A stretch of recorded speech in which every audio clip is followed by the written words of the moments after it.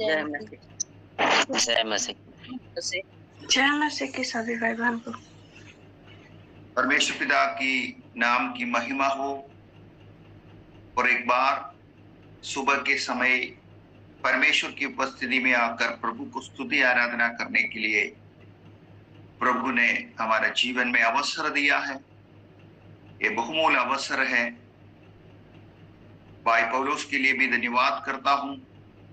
अच्छा गानों के द्वारा उन्होंने आराधना को लीड किया। सचमुच में प्रभु की उपस्थिति हमारे बीच में था। परमेश्वर उन्हें भी और आशीष करे। भजन में जाने से पहले हम प्रार्थना करेंगे। अपने आंखें बंद करें, सर झुकाए। सर्वशक्तिमान परमेश्वर प्रभु जी, इस सुबह के समय आपकी उपस्थिति में हम आते हैं। प्रभु आपने दिया हुआ वचन को प्रभु आपके हाथ में सौंपते हैं। वो आशीष करके दे प्रभु जी। आप मेरे द्वारा बात करना परमेश्वर। कोई भी मानुषिक चिंता, कोई भी मानुषिक सोच, कोई भी मानुषिक बात मेरे मुंह से निकलने ना पाए परमेश्वर पिता। प्रभु जी हालेलुया। प्रभु आप मुझसे बात कर। प्रभु जी आपकी उपस्थिति में आए हुए हर एक लोग आपके बच्चों को प्रभु आपके हाथ में सौंपते हैं। आज उनसे बात कर, उनके जीवनों को बदल दे, उनकी सोच विचारों को बदल दे, उनके मन को बदल दे। हालेलुया प्रभु वो आपसे प्रेम करने पाए। आज के वचन के द्वारा वो ज्यादा आपके निकट आने पाए। कोई भी आपसे दूर होने ना पाए परमेश्वर पिता। आपसे प्रेम करने पाए, आपके साथ चलने पाए। महिमा आपको मिले। यीशु मसीह के नाम से प्रार्थना करते हैं, सुनो और ग्रहण कर पिता। आमीन आमीन आमीन आमीन आमीन। आज हम परमेश्वर के वचन की ओर जाएंगे। परमेश्वर हम सबसे प्यार करते हैं। परमेश्वर पापियों को भी प्यार करते हैं। इसलिए प्रभु यीशु मसीह इस दुनिया में आया है। हालेलुया। आप लोग मेरे लिए भी प्रार्थना करना, ताकि जो वचन परमेश्वर जो दिया है वो आप ग्रहण करने पाए, उसी रीति से मैं प्रचार करने पाऊं। और मेरे परिवार के लिए भी प्रार्थना करना। पिछले दिनों में हम दोनों शारीरिक तौर से बीमार में था। परमेश्वर ने चंगाई दिया है। शरीर में कमजोर की अवस्था है। आप लोग की प्रार्थना हमारे जीवन में, पारिवारिक जीवन में अनुग्रह और आशीष का कारण बना। इसलिए मैं आप लोग को भी तहे दिल से धन्यवाद करता हूँ। आइए हम वचन की ओर जाएंगे। सब लोग कृपया ध्यान से बैठना, ध्यान से सुनना। परमेश्वर आज जरूर आपसे बात करेगा। मैं विश्वास करता हूं कईयों को जीवन आज परमेश्वर बदलने जा रहा है। यूहन्ना का सुसमाचार 8वां अध्याय उसके पहले वचन से मैं पढ़ूंगा। यीशु जैतून के पहाड़ पर गया। बोर को वो फिर मंदिर में आया। सब लोग उसके पास आया और वो बैठकर उन्हें उपदेश देने लगा। तब शास्त्री और फरीसी एक स्त्री को लाया जो व्यभिचार में पकड़ी गई थी, और उसको बीच में खड़ा कर यीशु से कहा, हे गुरु, यह स्त्री व्यभिचार करते पकड़ी गई है। व्यवस्था में मूसा ने हमें आज्ञा दी है कि ऐसी स्त्रियों पर पथरवा करे। अर्थात तू इस स्त्री के विषय में क्या कहता है? उन्होंने उसको परखने के लिए ये बात कही, ताकि उस पर दोष लगाने के लिए कोई बात पाए। परंतु यीशु झुककर उंगली से भूमि पर लिखने लगा। जब वे उससे पूछते ही रहे तो उसने सीधे होकर उसे कहा, तुम में से जो निष्पाप हो वो पहले उसको पत्थर मारे। और फिर झुककर भूमि पर उंगली से लिखने लगा। परंतु वे ये सुनकर बड़ों से लेकर छोटों तक एक एक करके निकल गए, और यीशु अकेला रह गई और स्त्री वहीं बीच में खड़ी रह गई। यीशु ने सीधा होकर उससे कहा, हे नारी, वे कहाँ गए? क्या किसी ने तुझ पर दंड की आज्ञा ना दी? उसने कहा, हे प्रभु, किसी ने नहीं। यीशु ने कहा, मैं भी तुझ पर दंड की आज्ञा नहीं देता, जा और फिर पाप ना करना। इस वचन हम सबको सुपरिचित वचन है। पिछले दिनों में कई परमेश्वर के दास लोग इस वचन के द्वारा प्रचार भी किया है, हालेलुया। लेकिन आज परमेश्वर इस वचनों से हमें क्या बात करना चाहता है, हालेलुया। व्यभिचार की पाप में पकड़े हुए एक स्त्री को फरीसी और लोगों ने यीशु के सामने लाकर खड़ा किया। शास्त्री और फरीसी लोग मूसा के 613 व्यवस्था पर अध्ययन करने वाला, बचपन से लेकर उस व्यवस्था को सीखने वाला, सिखाने वाला, समझने वाला, उसकी बड़ी ज्ञान रखने वाला लोग है फरीसी लोग। मूसा ने जो व्यवस्था दिया है, उस व्यवस्था को लेकर यीशु मसीह के सामने खड़ा होकर यीशु को परखने के लिए व्यभिचार में पकड़ा हुआ स्त्री को लाकर खड़ा किया। मूसा के व्यवस्था में ऐसा लिखा है कि ये ऐसे स्त्रियों को, हालेलुया, पथरवा करना है। आप क्या बोलता है?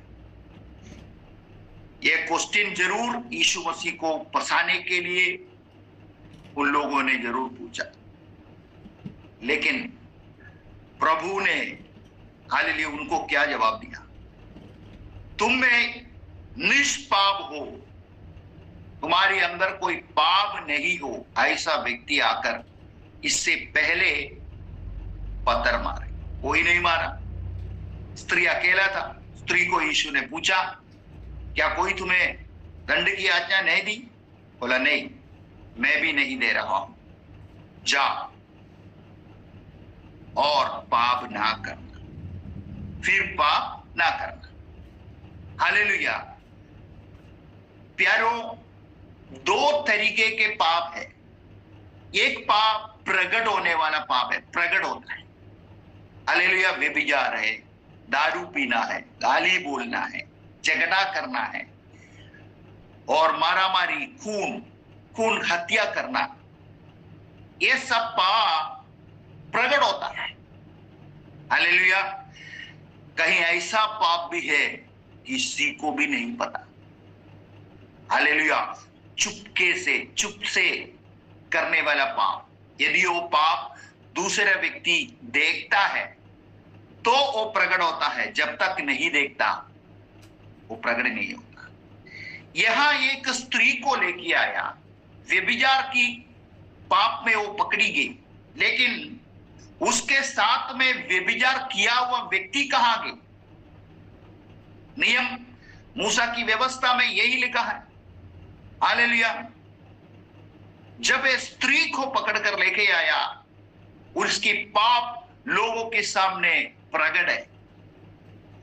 मेरा कल्पना सोच ऐसा है, ऐसा लोग उस देश में होंगे मूसा की व्यवस्था को मालूम होने के बाद भी इस स्त्री के साथ में व्यभिचार किया हुआ लोग, हालेलुया, वो पकड़ा गया है, हालेलुया। जबरदस्ती उसको खींच कर यीशु के पास लेकर आया, पत्थर मार के उसको खत्म करने, हालेलुया।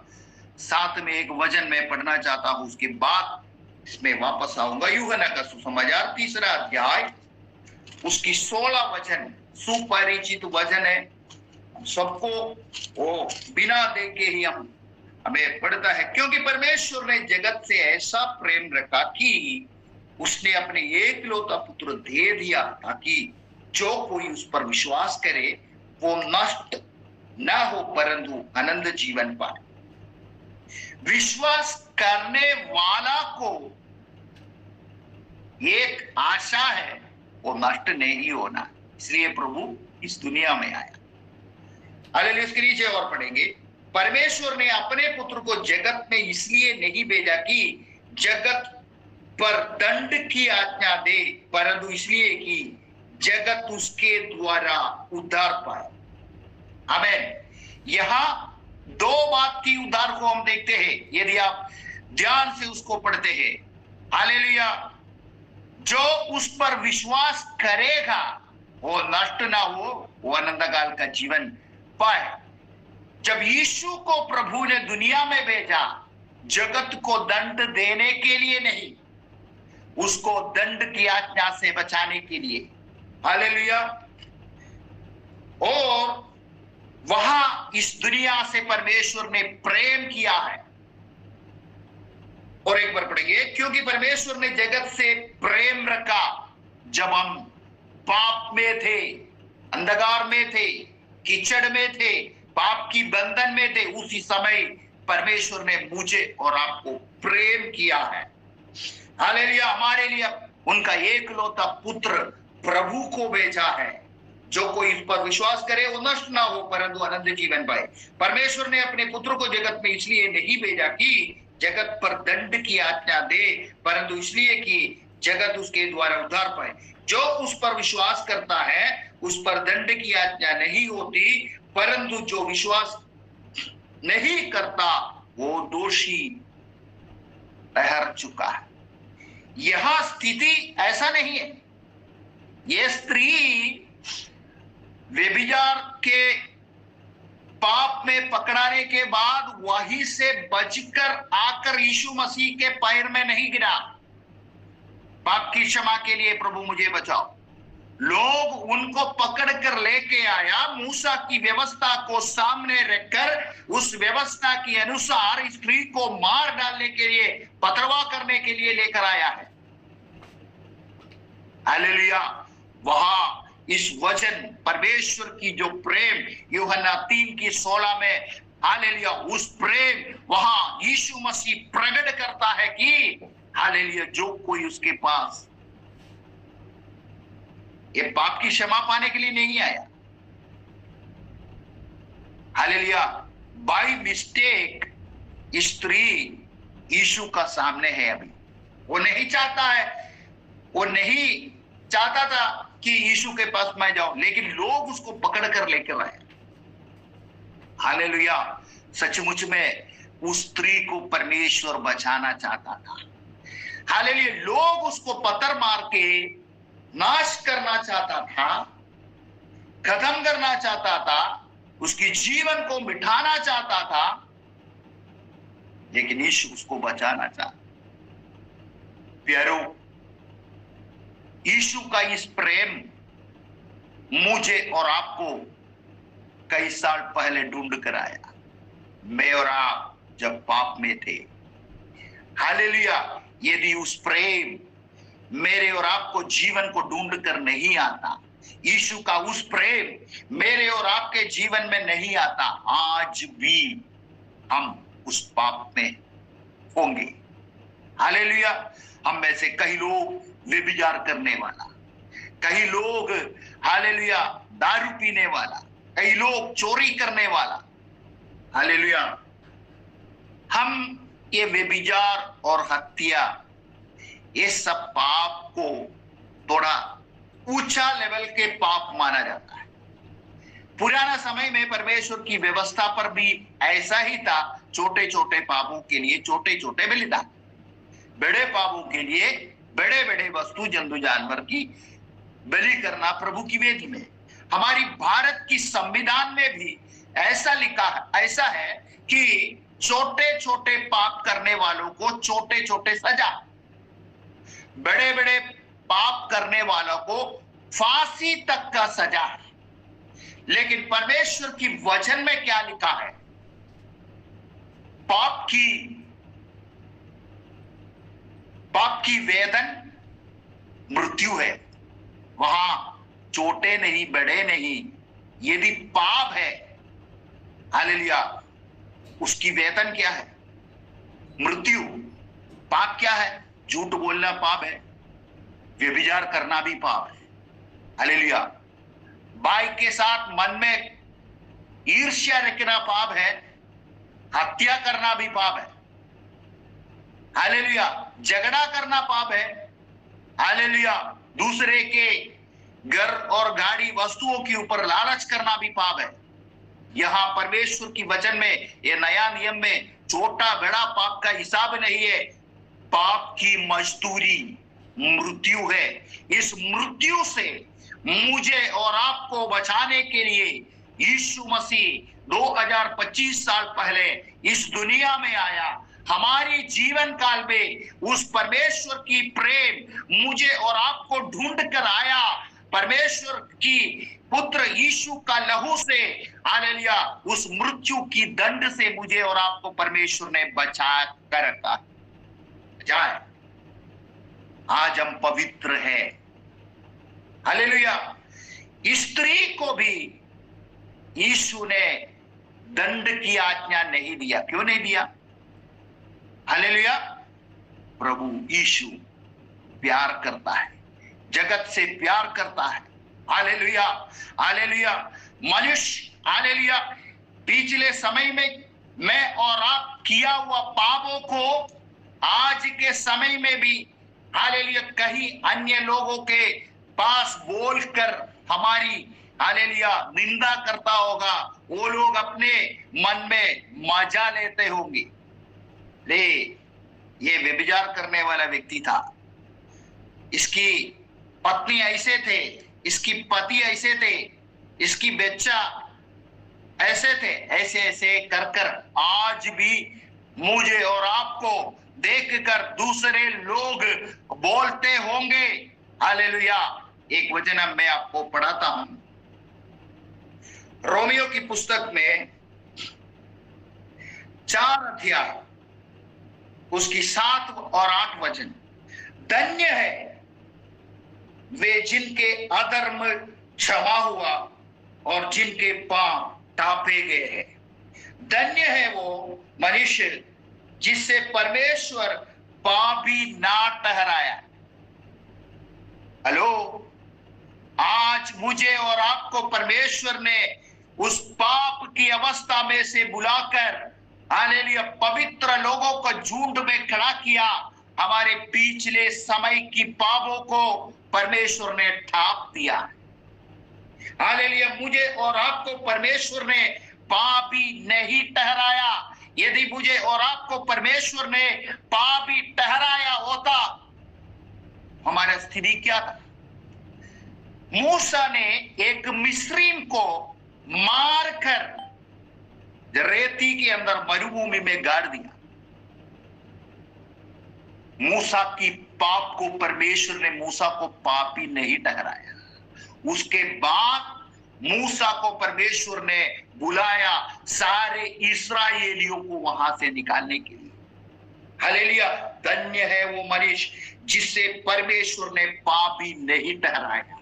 धन्य है वे जिसके अधर्म क्षमा हुए और जिनके पाप टापा गया है। कौन टापता है? परमेश्वर ने ढांप कर रखा है।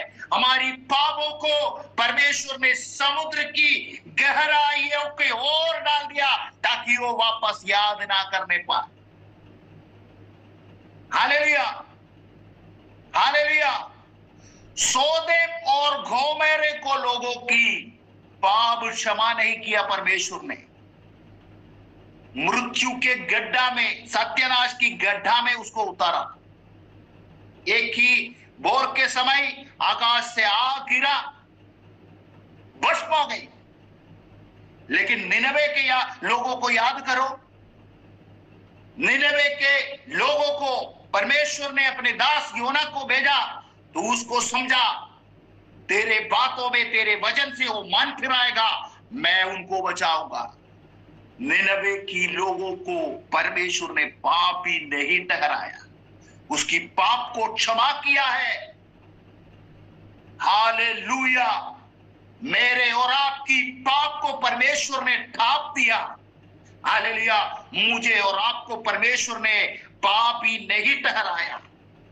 हालेलुया। साथ ही साथ स्त्री को, व्यभिचार की पाप में पकड़ा हुआ स्त्री को परमेश्वर के सामने, हालेलुया, शास्त्रियों फरीसी लोगों ने पापी ठहरा कर मूसा की व्यवस्था पर इसको पत्थर मार के इसको मृत्यु का घाट में उतारने के लिए प्रभु के सामने लेकर आया, लेकिन यीशु उसको पापी नहीं ठहराया, उनको ये अवसर दिया, उसकी पापों को परमेश्वर ने क्षमा किया।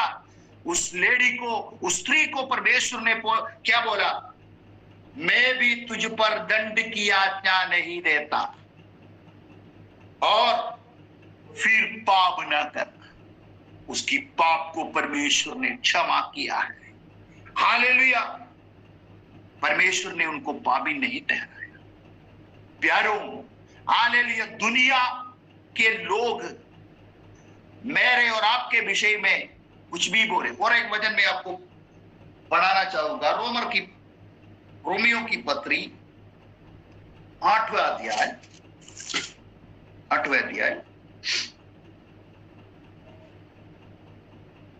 उसके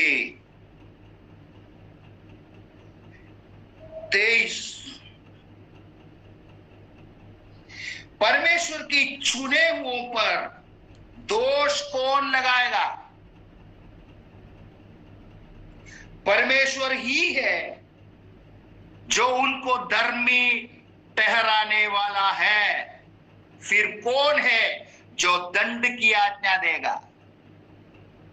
समझ में आया? परमेश्वर की चुने हुओं पर दोष कौन लगाएगा? आज मुझे सुनने वाला मेरे भाई और बहन, परमेश्वर की दासों, परमेश्वर ने आपको चुन लिया है। इसलिए इस बोर के समय मैं और आप परमेश्वर की उपस्थिति में बैठकर प्रभु की वचन को सुन रहा है। इसलिए मेरे और आपके अंदर एक इच्छा है, हालेलुया, अवसर मिलने पर प्रभु की उपस्थिति में आकर पिछले दिनों में परमेश्वर ने किया हुआ उपकारों को याद करते हुए परमेश्वर को धन्यवाद करने के लिए मैं और आप आज सुबह इस उपस्थिति में आया है। हालेलुया। परमेश्वर के चुने हुओं पर दोष कौन लगाएगा? जिसने परमेश्वर ने पवित्र किया है उसको कौन दोष लगा सकता है? काल्वरी क्रूस पर यीशु मसीह ने जो लहू बहाया, उस लहू से मुझे और आपको परमेश्वर ने पवित्र किया है। प्रभु ने मुझे और आपको चुन लिया है, हमारी पापों को ढांप लिया है। अब कौन हमें पापी ठहराएगा? हाँ, ये कर सकता है। पिछले दिनों में जब विश्वास में आने से पहले मेरे और जीवन में हालेलुया जो गलतियां हुआ, जो पाप किया, अनजाने के समय परमेश्वर को नहीं जानता था, उस समय प्रभु की विषय में नहीं जानता था, उस समय परमेश्वर की वचन को नहीं जानता था, उस समय मैं और आपने किया हुआ हालेलुया पापों को, हालेलुया, मैं और आप जहां गिर गया, उस बातों को लेकर आज के समय लोग मेरे और आपकी निंदा कर सकते हैं, लेकिन प्रभु बोलता है मैंने जो चुना, मैंने जो पवित्र किया है, उसको कौन दोषी ठहर सकता है? रिबानबा शांथना रबना गडगदनिया धीरबा प्रौढ़ वेशदरा डगसिया रगने रीबा बाबा बाबा शांथानामा सत्यायाबा। परमेश्वर की चुने हुए पर दोष कौन लगा सकता है? कौन लगाएगा दोष? उनको धर्मी ठहराने वाला, जब पाप में थे उसको वहां से उठाकर धर्मी ठहराने वाला परमेश्वर है। फिर कौन है जो दंड की आज्ञा देगा? आमीन। सच में आज परमेश्वर हमसे बात कर रहा है। सच में आज आप लोगों से और मुझसे प्रभु बात कर रहा है, मैंने तुझे धर्मी ठहराया है। हालेलुया। था तुम्हारा जीवन में पिछले समय में पाप की स्वभाव था, पाप की जीवन था, व्यभिचार करने वाला था, मारामारी करने वाला था, झगड़ा करने वाला था, परमेश्वर की वचन के विरुद्ध में चलने वाला था, माता पिता की बात नहीं मानने वाला था, अपने मर्जी के अनुसार चलने वाला था। लेकिन एक दिन मेरे और आपके जीवन में यीशु मसीह के वचन की प्रकाश मिला। उस दिन परमेश्वर की प्रेम मेरे और आपके जीवन में उतरा। उस दिन परमेश्वर ने मुझे और आपको बचाया, अपने लहू से धो के पवित्र किया, धर्मी ठहराया।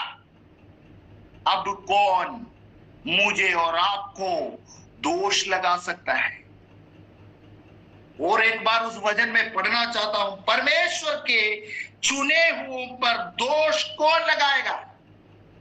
क्योंकि उसको परमेश्वर ने चुना है। इस लोग की कोई मंत्री ने नहीं चुना, कलीसिया की कोई पादरी या बिशप ने नहीं चुना, हालेलुया, कोई धनवान व्यक्ति नहीं चुना है आपको, परमेश्वर ने चुना है। परमेश्वर ही है जो उनको धर्मी ठहराने वाला। हालेलुया।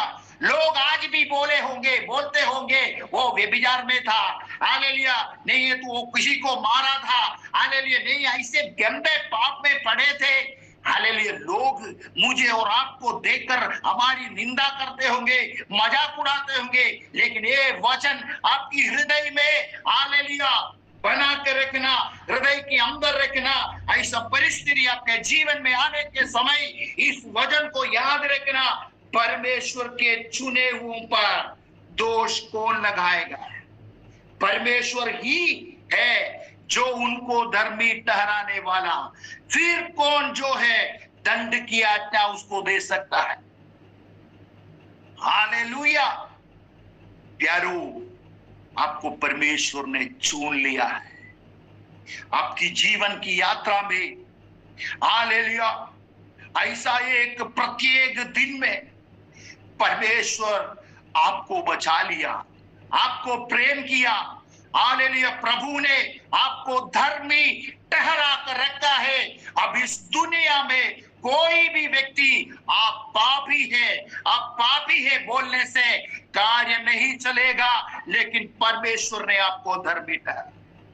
स्त्री को भी, उसको पाप को भी परमेश्वर ने, हालेलुया, उसको भी दंड की आज्ञा नहीं दिया है, हालेलुया। और एक वचन हम पढ़ेंगे, लूका का सुसमाचार, उसकी 7वां अध्याय, उसकी 36 वचन से पढ़ेंगे। किसी फरीसी ने उनसे विनती की कि वो उसके साथ भोजन करे। वो उस फरीसी के घर में जाकर भोजन करने बैठा।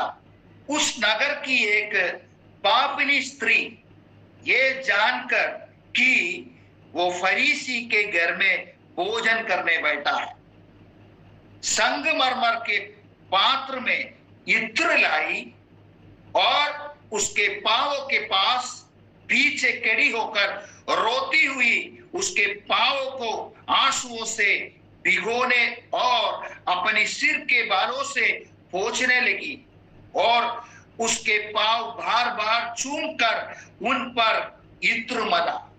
ये देखकर वो फरीसी जिसने उससे बुलाया था अपने मन में, This call is now taking notes. This call is now being transcribed. किसी ने कोई छेड़छाड़ कर रहे हैं, डिस्टर्ब हो रहा है, प्लीज। फरीसी जिसने उससे बुलाया था अपने मन में सोचने लगा, यदि ये भविष्यवक्ता होता तो जान जाता कि ये जो उससे चू रही है वो कौन और कैसे स्त्री है, क्योंकि वो तो पापिनी थी। हालेलुया। हम एक पापिनी स्त्री के विषय में पहले पढ़ा, जो लोग उसको पकड़कर यीशु के पास लेकर आया, प्रभु ने उसकी पाप को क्षमा किया, दंड की आज्ञा नहीं दिया। लेकिन यहां वैसा ही एक पापिनी स्त्री, उनको मालूम पड़ा, हालेलुया, यीशु मसीह एक फरीसी के घर पे भोजन करने के लिए आया हुआ। तो उसने क्या किया, संगमरमर के पात्र में इत्र ली, लेकर उस घर पे आया, यीशु को पीछे खड़ा होकर रोने लगे। हालेलुया। क्या सोचकर उसने रोया होगा? मैं विश्वास करता हूं अपने पापों के विषय में मैं कितना गंदा काम कर रहा है, मैं कैसे औरत, हालेलुया, मुझे इस पाप में से बचाने के लिए केवल ये ही यीशु, हालेलुया, यीशु से ही हो सकता है। मुझे पूरे समाज के लोग निंदे करते हैं, मानता हूं मैं एक पापिनी स्त्री है, लेकिन मैं यीशु के पास जाने से प्रभु मुझे क्षमा करने वाला है। उस वचन को नीचे और पढ़ने से आपको इस बातों को समझ में आएगा। स्त्री रोकर आंसू बहा बहा कर यीशु मसीह के पैरों को धोया। मैं एक बात पूछना चाहता हूं, कोई भी विषय हो, हमें इतना आंसू आता है क्या? अपने आप को परख देख लो। लेकिन स्त्री रोया, यीशु उसके आंसू से यीशु का पैर को धो डाला और उसके सर की बालों से उसको पोंछा और यीशु के पैरों में इत्र लगाया। तब जिसने इस घर पे बुलाया था, फरीसी के मन में ऐसा विचार आया, ये यदि एक भविष्यवक्ता होता तो इनको मालूम पड़ता है ये स्त्री कैसा है।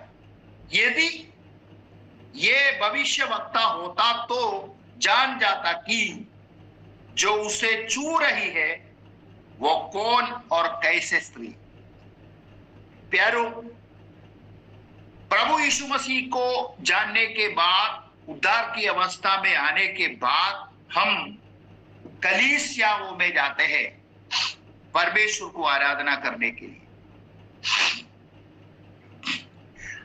कलीसिया के अंदर कई लोगों को विषय में हमें मालूम है ये व्यक्ति सही नहीं है, मतलब इनके जीवन में पुराना समय में कहीं बड़े बड़े पाप किया हुआ लोग है, व्यक्ति है। तो मैं और आप उस व्यक्ति को किस नजरिया से देखेंगे? क्या मुझे और आपको उसे जैसे हमारी भाई बहन के साथ बात करता है उसी प्रकार बात कर पा रहा है? उसके साथ बैठने के लिए मैं और आप पसंद करता है? सच्चाई यह है अधिकांश लोग नहीं करता है। बोलने के लिए हम बोल देते हैं हम मसीह के शरीर के एक एक अंग हैं। हालेलुया। ये फरीसी भी क्या कर रहा है? मन में विचार कर रहा है ये कैसे स्त्री है, ये क्या करता है। यदि वो समझता तो उसको छूने देता है क्या? हालेलुया। हमारी कलीसियाओं में कई लोगों को, हालेलुया, हम लोग ऐसे अलग करके रखा हुआ है, लेकिन सच है परमेश्वर उनसे प्यार करता है। हालेलुया। बात कड़वा लगता होंगे, लेकिन सच्चे ये हम उनसे बात करना नहीं चाहता है।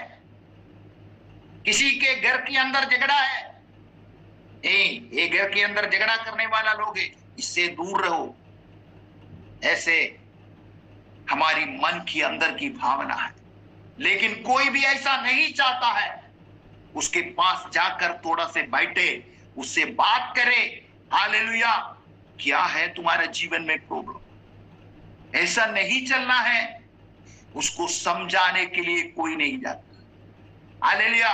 हम आगे बैठकर उसकी जिंदगी को देखकर हम मार्क डालते हैं। एक व्यभिचार काम करने वाला स्त्री यीशु मसीह में आने के बाद मैं और आप उनसे बात करना चाहेंगे, उसके साथ बैठकर आराधना करना चाहेंगे। अधिकांश लोगों की आंसर ऐसा होगा नहीं। हालेलुया। प्यारो, पाप यीशु मसीह के नजर में एक जैसा है। इसलिए वचन में लिखा है, पाप की मजदूरी मृत्यु। इस मृत्यु से बचाने के लिए यीशु आया। चाहे वो व्यभिचार हो, चाहे वो चोरी हो, चाहे वो बैंक लूटना हो, चाहे वो झूठ बोलना हो, चाहे वो ईर्ष्या हो, ये सारे बात पाप की लिस्ट में आता है। हालेलुया। ऐसा है तो उस लिस्ट में मैं और आप था, अभी भी है। ऐसा कौन सा व्यक्ति है बपतिस्मा लेने के बाद, पाप के विषय में मालूम होने के बाद, ये पाप है ऐसा नहीं करना है, समझ में होने के बाद भी बपतिस्मा लेने के बाद आज तक पाप नहीं किया, ऐसा कोई व्यक्ति है? किसी के अंदर से कोई गलती नहीं हुआ, ऐसा कोई व्यक्ति है? मैं नहीं हूं। मैं आपको सीधा बताता हूं, बपतिस्मा लेने के बाद, यीशु मसीह को जानने के बाद भी मुझसे गलतियां होते हैं। हालेलुया। कई क्षेत्र में मैं पराजित भी होते हैं, लेकिन परमेश्वर की दया है, उसकी प्रेम है, उसकी करुणा है। आज दिन तक मुझे प्रभु ने जीवित रखा, जिंदा रखा, खड़ा करके रखा है। लेकिन मेरे हृदय में वो विचार आता है, गलती हो गया। शरीर में रहते हैं, गुस्सा आता है, कमजोरी होते हैं, लेकिन परमेश्वर की उपस्थिति में जाकर माफी मांगता हूं। Hallelujah, hallelujah. यदि उस पापों को परमेश्वर नहीं क्षमा करते हैं तो मैं और आप आज भी उस पाप की लिस्ट में है। हालेलुया। तो मेरा समय खत्म हो रहा है। इस वचन को भी आप आगे, इस अध्याय को भी पढ़ने के लिए पढ़ेगा तो हालेलुया आगे जाकर तुम पढ़ेंगे एक बार 47 में। इसलिए मैं तुझसे कहता हूं कि इसके पाप जो बहुत थे, वहां कुछ कहानियां परमेश्वर उनको एग्जाम्पल के द्वारा सिखाते हैं ऊपर, तो इस स्त्री के बहुत सारे पाप को परमेश्वर ने वहां क्षमा किया। हालेलुया। प्रभु की ओर से वो क्षमा पाकर अपने मृत्यु की दंड की ओर से जीवन की ओर प्रवेश किया। और एक वचन में पढ़ना चाहता हूं, यूहन्ना का सुसमाचार उसकी 4 अध्याय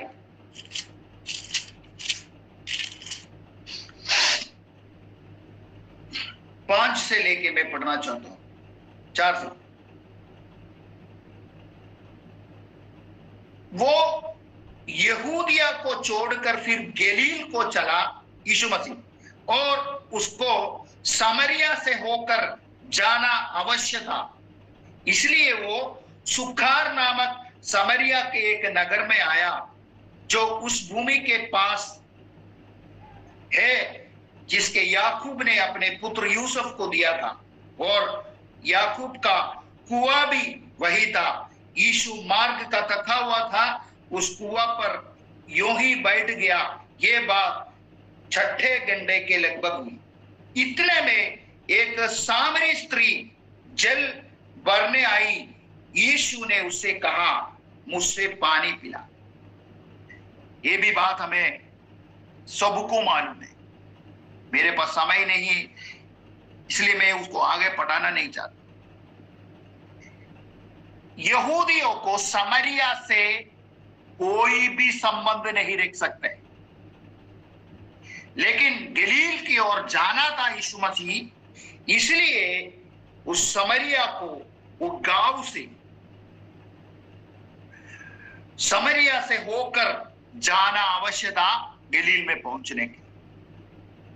मार्ग में हालेलुया कुआं के पास आके यीशु बैठा। अपने चेले लोग भोजन वस्तु लेने के लिए बाजार में गए। इतना ही में एक सामरिया स्त्री आया, उससे यीशु पानी मांगा। तो वो स्त्री उससे पूछता है, यहूदी और सामरिया के बीच में कोई संबंध नहीं है, इसलिए मैं पानी नहीं दे सकता। तो यीशु उसको बोलता है, जो तुझसे पानी मांगने वाला जो कौन है, अगर तू जानता तो मुझसे मांगता, मैं तुझे जीवन की जल पिलाता। ऐसे से बातों होने के बाद आगे जाके यीशु उसको पूछता है, तुम्हारे पति को लेकर आओ। हालेलुया। तो वो स्त्री बोलता है, मेरा कोई पति नहीं। यीशु बोलता है, जो 5 थे वो तेरे पत्नी नहीं है, जो अभी जो तेरे पास है वो भी तेरे पत्नी नहीं। हालेलुया। वो भी तेरे पति नहीं है। बिना पति को रखने वाला को क्या बोलते हैं? व्यभिचार है। लेकिन उस स्त्री के विषय में परमेश्वर ने, यीशु ने इसे बताया, उसकी भविष्यवाणी किया। वो स्त्री क्या किया? बाजार में, गांव में जाकर लोगों को बोला, मेरे बारे में बताया हुआ एक व्यक्ति को मैंने देखा है, वहां कुआं के पास है, वो मुझे लगता है वो आने वाला मसीह है। उस स्त्री के द्वारा उस गांव में यीशु मसीह का सुसमाचार फैला गया। प्यारो, आज सुबह के समय 3 स्त्रियों के विषय में हमने पढ़ा। पहले, पाप के क्षमा के लिए यीशु मसीह के पास वो स्त्री नहीं आया, पाप के कारण लोग उसको पकड़ कर लेके आया, लेकिन यीशु मसीह उसकी पाप को क्षमा किया। दूसरे स्त्री, हालेलुया, यीशु के पास आया, पाप की क्षमा के लिए रोया, परमेश्वर ने उसको पाप को क्षमा किया। तीसरा, ये स्त्री जो समरिया स्त्री, यदि हम वचन ध्यान से पढ़ेंगे तो हमें समझ में आएगा, उस स्त्री के इंतजार में यीशु उस कुआं के पास बैठा था। यीशु उस स्त्री से बात करने लगे। तीनों अलग अलग परिस्थिति है।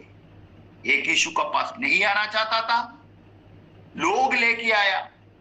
एक यीशु को ढूंढ कर आया, तीसरा को यीशु ढूंढ कर गया। हालेलुया।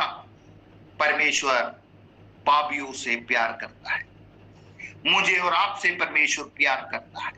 हमारा कर्तव्य है, हालेलुया, लोगों को यीशु के बारे में बताना, पापों से लोगों को बचाना। इस वचनों के द्वारा परमेश्वर आप सबको आशीष करे। आइए अपने आंखें बंद करें, हम प्रार्थना करेंगे। सर्वशक्तिमान परमेश्वर प्रभु, सुंदर समय के लिए धन्यवाद करते हैं, दिया हुआ वचन के लिए धन्यवाद करते हैं। सुबह के समय प्रभु आपने हम सब से बात किया। प्रभु, आप जो पवित्र ठहराया उसको कौन दोष लगा सकता है? परमेश्वर, जिसके पाप आपने क्षमा किया है उसको कौन दोषी ठहरा सकता है? उसको कौन दंड की आज्ञा दे सकता है? प्रभु, हम सबको आपने पवित्र ठहराया, पवित्र किया, हमें बचाया। प्रभु जी, आपके प्रेम के लिए धन्यवाद करते हैं परमेश्वर पिता। इस वचन आज सुबह सुना हुआ हर एक के जीवन में आशीष और अनुग्रह का कारण बने। प्रभु जी, इस वचन के द्वारा लोगों की प्रेम आपके प्रति बढ़ने पाए, आपसे प्यार करने पाए। परमेश्वर, आपके नजदीक आने के लिए सहायता, महिमा और मान आपको देते हैं। यीशु मसीह के नाम से प्रार्थना करते हैं, सुनो और ग्रहण कर पिता। आमीन, आमीन, आमीन। वचनों के द्वारा परमेश्वर आप सबको आशीष करें।